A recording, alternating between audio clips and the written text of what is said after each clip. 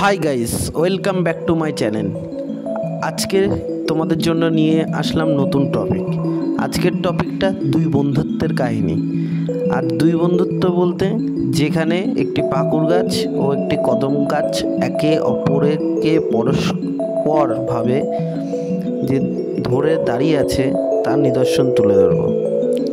আজকে আমাদের এই সভ্য সমাজে আমরা যেমন একে অপরকে কোনো রকম হেল্প বা কোনো রকম সাহায্য করতে চায় না, আর সেই জায়গায় যে অবুঝ গাছ দুটি একে অপরকে দাঁড়িয়ে থাকতে সাহায্য করেছে সেটা একটি নিদর্শন।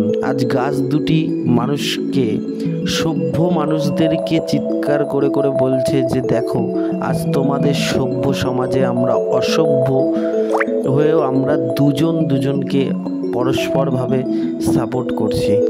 আজ কিন্তু আমরা মানবজাতি সেই জায়গাটা থেকে নেই।